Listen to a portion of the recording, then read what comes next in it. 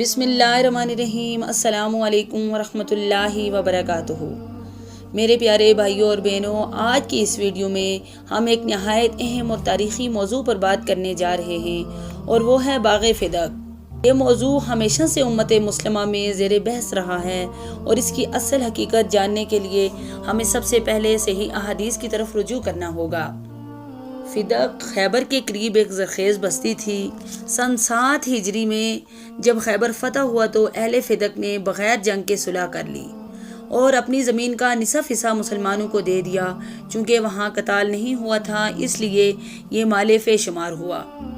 رسول اللہ صلی اللہ علیہ وآلہ وسلم اس کی آمدنی کو اپنی ضروریات کے بعد مساکین، یتیموں اور مسافروں پر خرچ فرماتے تھے۔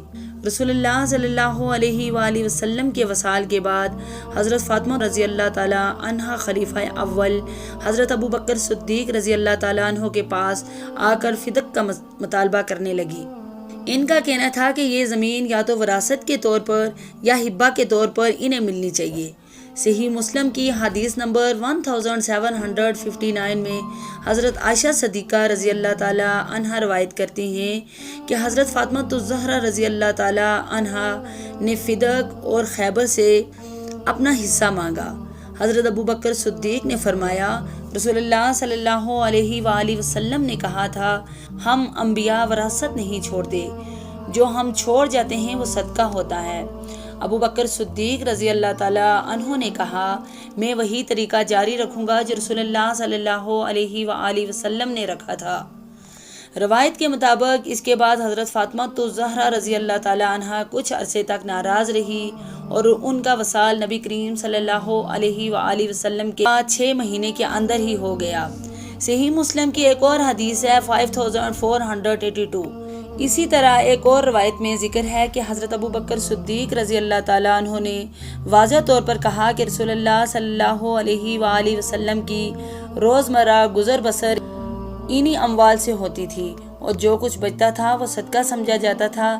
اس پر حضرت فاطمہ الزہرا رضی اللہ تعالیٰ عنہ مطمئن نہ ہو سکی۔ صحیح مسلم کی حدیث نمبر 1757 میں مزید وضاحت ہے کہ نبی کریم صلی اللہ علیہ وآلہ وسلم کے بعد حضرت ابو بکر صدیق رضی اللہ تعالیٰ عنہ اور پھر حضرت عمر رضی اللہ تعالیٰ عنہ نے بھی یہی طرز عمل جاری رکھا۔ یہ مال بیت المال میں رہا اور اس کی آمدنی مسلمانوں پر خرچ ہوتی رہی۔ اہل سنت کے نزدیک یہ معاملہ واضح ہے کہ انبیاء علیہ السلام وراثت نہیں چھوڑتے، جبکہ اہل تشیع کے نزدیک رسول اللہ صلی اللہ علیہ وآلہ وسلم نے اپنی زندگی ہی میں فدق حضرت فاطمہ کو عطا کر دیا تھا۔ یہی وجہ ہے کہ فدق ایک تاریخی اختلاف کا عنوان بنا۔ باغ فدق کا واقعہ ہمیں یہ سبق دیتا ہے کہ اسلام میں اصل بنیاد قرآن و سنت ہے، اور بڑے بڑے صحابہ کرام بھی اختلاف رکھتے تھے، لیکن ان کے اختلاف کا مطلب ذاتی مفاد نہیں بلکہ دین کی صحیح تعبیر تھی۔